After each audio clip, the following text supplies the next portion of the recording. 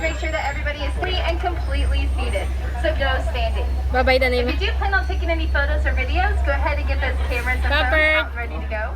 We're not able to stop for every single animal, and those animals certainly don't stop for us. So make sure you have those cameras ready. You'll hold tightly to those devices or any other loose up with you also, like cats, keys, Mickey ears, wallets, phones. If anything does fall from the trunk, because it does get kind of bumpy out there, we're not able to stop to retrieve those items. We are going to be right here for the all clear from the warden telling us it's all right to head into the reserve. But while we are waiting, if you look up above your head, there's an animal body right up there. Let's see what some of those animals are that we might see over out there today. And I did say might specifically because we might not see them all. Let's just do Bye-bye, sleeping ka muna, patterns eh. and migration patterns, but usually we get pretty lucky while we're out there. But it looks like we're getting that all clear. So let's go ahead and head to the reserve to look out for those animals. This first area we're heading into right now is called the Little Aturi Forest. The animals here tend to be pretty shy and they do like to hide, though it looks like already that we're going to start out really lucky.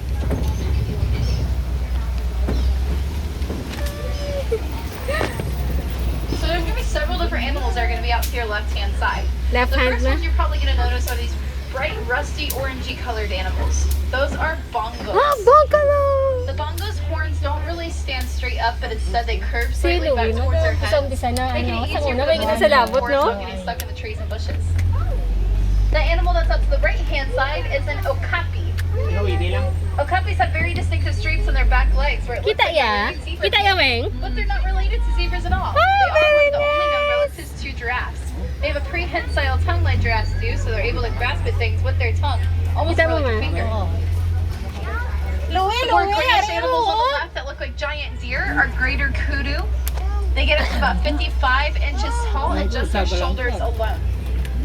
The kudus and bongos have similar markings on them where it looks like they The have mga big white baka, lines lain going down pang, their no? sides. Helps mimic the sun rays coming through the trees and bushes to help them out with their camouflage. That large black and white bird on the left-hand side is a saddle-billed stork.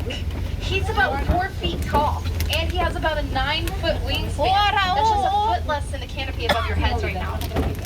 Also, you can tell he's a male because of his eye color. He has dark brown eyes, whereas females would have bright yellow eyes. But if you keep looking to the left, there's also a black rhino. Sa left, galitan na. It's usually where Rhino!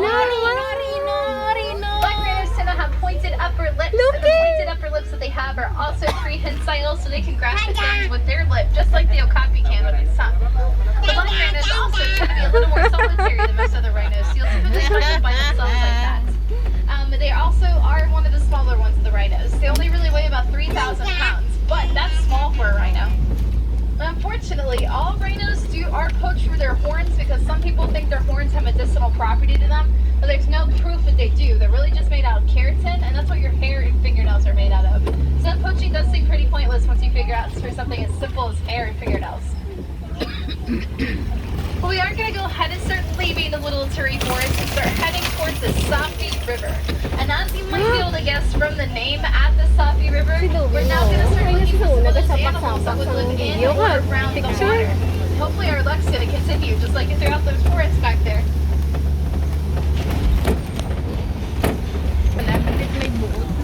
Pang? Mat, wala ka.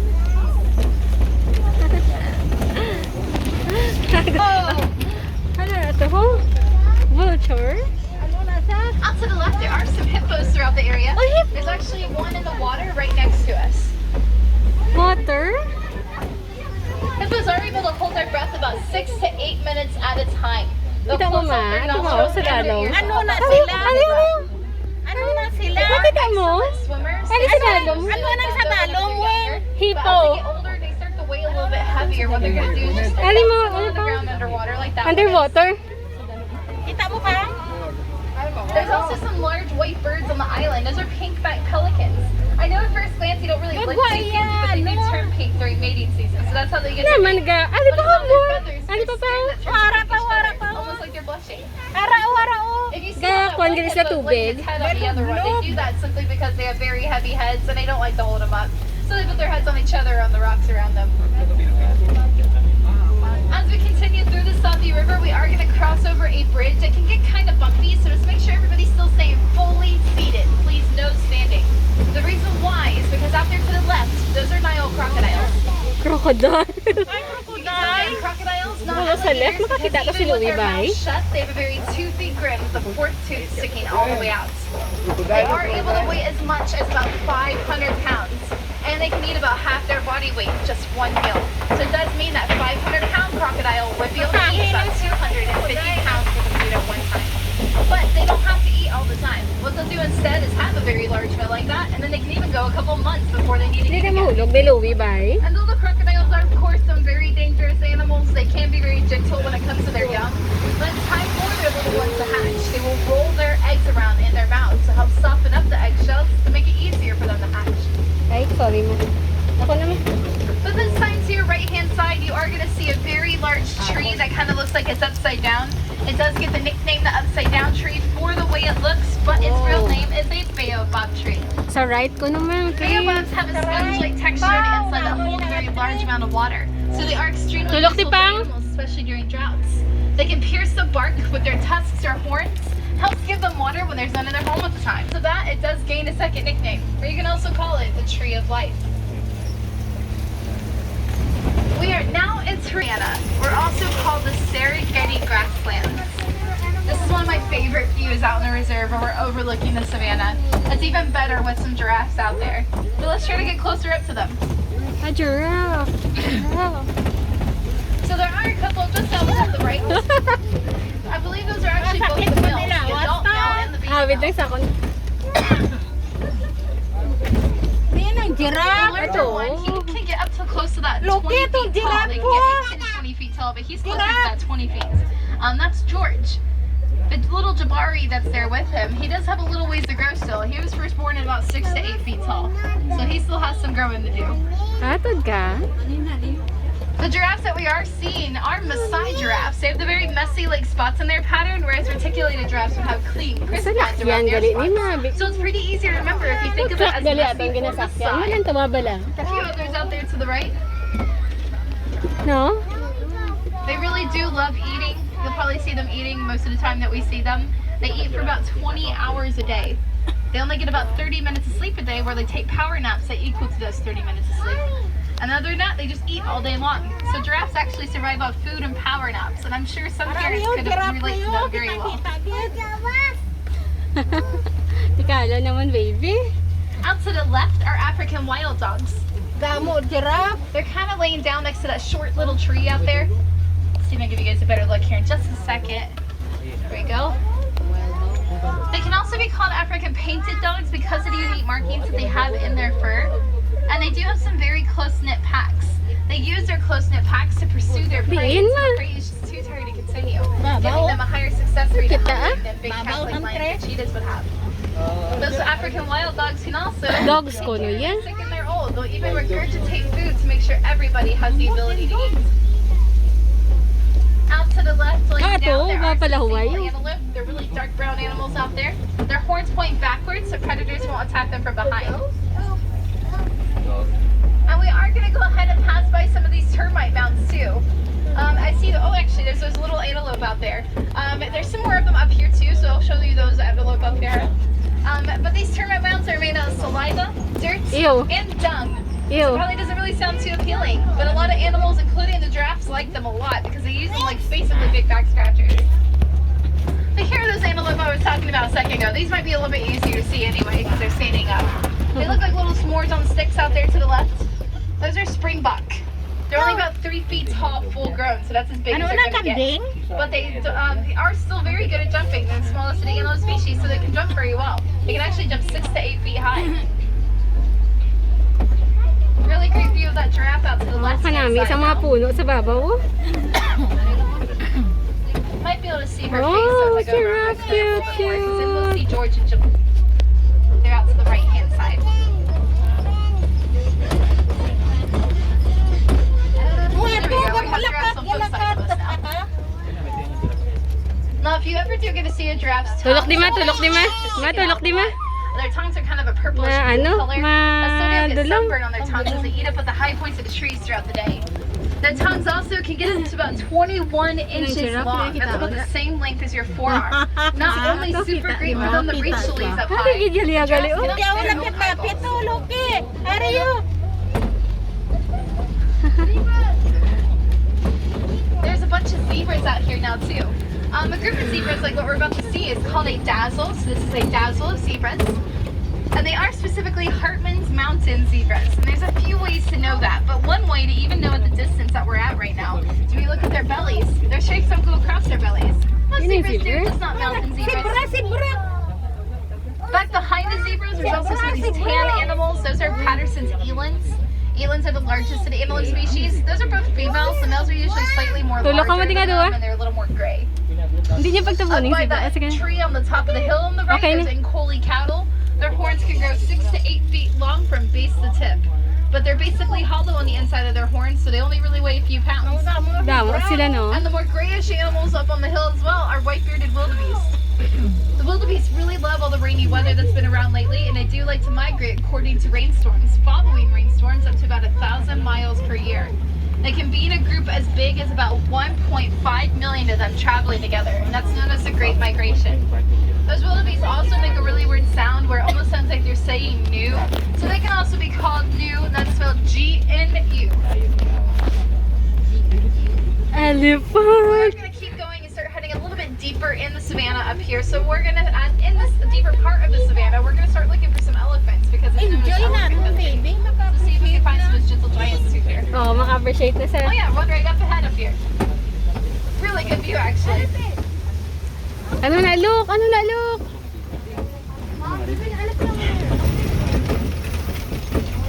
Look, ano na? So before we really talk about that elephant, out to the left-hand side, those are mandrills. Mandrills are the largest monkey, and they're the same type of monkey as Rafiki. So if Ano you're na familiar, sila? that's why. And there's the baby. Monkey? She just walked out. Oh, she popped back. Brother mo, Louie, oh? We? Brother, Monkey sa babaw. That's actually Mac. If you've been watching that Disney Louie, may Animal monkey Kingdom, sa Magic babaw, Disney's ano ba Animal to? Kingdom, he was on the first episode. He's very large. He's very beautiful too. Love seeing him out there. As we go up this way, as we're going around these trees, you should be able to catch a glimpse of his head just above the cliff. That shows you how large he really is. So right out to the right, you can just see the top of his head there. You might be able to take a look to the back right, and you should still be able to see him a little bit better from the side at least. I think he's beautiful. Road closed. But it's very typical to see him by himself. Elephants do have matriarch systems with their herds, so their herds are mostly made up of just the females and the babies. And they have one head matriarch that will lead them. The head matriarch of the herd will be the memory of the herd, so she remembers all the good places for them to be, especially when they're traveling. When it comes to finding safe food, safe water, or just being in a safe place, she will be the one to remember that. But the males, like Mac out there, they don't stay with the herd. They do break off from it as they get older, and then they stay solitary most of their lives. So you'll typically find male elephants by themselves. Though very occasionally they can group together, making their own smaller herds together. Ano ba? And if they do, it really is called a 22 bachelor minutes, herd. hindi ko na. 22. We're going to pass through some red clay pits now. While we are, we're going to look for some signs that other elephants have been around here. What we're looking for are tusk marks in the clay. Elephants like to scrape at the clay with their tusks, and then they eat it. It gives them extra vitamins and nutrients for their bodies, kind of similar to children eating vitamin gummies. Yeah, that's to the right. You kind of see where some elephants are scraped up at that clay so they can eat it. That does give us a really great idea about how conscious elephants are about taking care of their bodies. That does include them taking care of their skin too. They do have some very, very sensitive skin, and they are able to get sunburned just like we do. So what they'll do is cover themselves up in dirt and mud. Ato, They will pati ano, cover ma? themselves in it, and it acts as a natural form of Para kung nun hindi sila magka-sunburn na tabod na nila ila sa sang higko, sang mud. And I definitely think you guys will have a really great view right up ahead out to the left-hand side here. Looks like we found a herd out here. Mama, side. Tapos na ta. Left side ko na, mama. Ariyo na, ano niyo? We're getting some really great views of them using their trunks all throughout the area. Those trunks are super versatile for them, and they're packed full of muscles. So they are able to use those like having an arm with a hand on the end, and they're even able to pick up something as Bilang small as a penny tawawi above the aside ground sa with their video, trunks. hindi kasi naka-appreciate. Also, when they're full grown, they can start fitting about 5 gallons of water inside those trunks too. On really hot days, they do like to suck a bunch of water up into their Basta trunks and asma, then no? spray themselves with it. That kind of cool Basta on their asma, no? bodies and to also just basically soothe that sensitive skin that they have.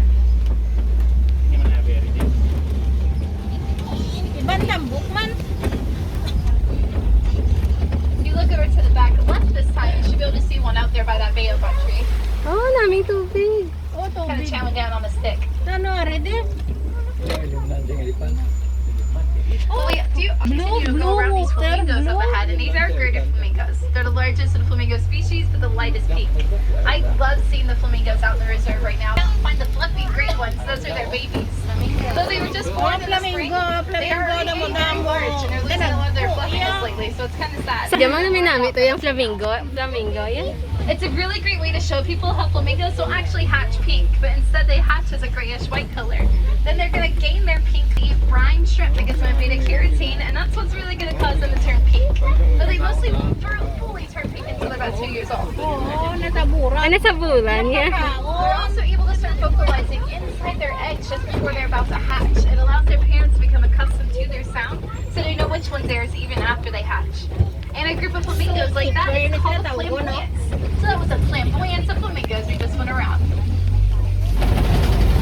We are going to go around this big mud pit now. Mud is a super good thing out on the safari because that's a great sign for us to find some rhinos through here. They like to roll around in the mud, and it looks like they have Ang pretty gusto recently. makita nga ni They use the mud Marilok as their own kind of ano sunscreen, pa, but also as a bug nagapanago repellent. sa tubig. So let's see if we can find them throughout here. Red. Layo. Now, not the rhinos yet, but there is another animal up here to the left. You'll see the cheetahs. Cheetah, Laying out there, some Louie. purple logs out to the left-hand side. Cheetahs are diurnal cats, and what diurnal means is they are typically more active during the day. Ato, So it kinda nagahigda. looks like a Kita niyo, wolf. sa may pong Ato, kay daon. But they do have those black lines that come down from their eyes that helps them out when they're hunting because it reflects the sun out of their eyes as they hunt during the daytime, kind of similar to us wearing sunglasses. Something I think is super cool about the cheetahs too are their tails. They do have some very flat tails that they use like rudders, so when they are running at very high speeds or even if they're in mid-air, all it will take is a movement of a cheetah's tail and then to change their direction without even having to stop or slow down. They can go up to about 75 miles per hour, but what's even more impressive is they can go from 0 to 60 miles per hour within just 3 seconds. And cheetahs also don't really roar, but they are one of the only big cats that are able to purr. Now, up in front of us, there are some very large rocks up there, and those are called Kopi rocks. Kopi rocks tend to be very high up, and they make a great place for animals to get the high ground to see what their surroundings are like. But I think I see those rhinos up there, so let's go see them. No.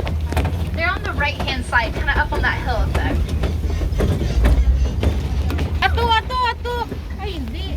Those Oh, are bye. white rhinos this time. Para, They don't Rhino, have that rhino, pointed at their rhino. lip that the black rhino have, but instead they have their wide, flat mouth. So their wide, flat mouths are what actually gave them their names. Not their Nagudagko, no? color, but their mouths, from the word white, which is Afrikaan from the word wide, Nagudagko. not white. Grabe White lang sounded like horns. white, and that's how their name stuck around as the white rhinos. Looks like there's another one that we're going to see up ahead up there too. It's a little more awake than the others. That little brown animal on the ground Basta is kasi a elephant ma. mountainbok. Mountainboks are super unathletic and they cannot run or jump very well at all.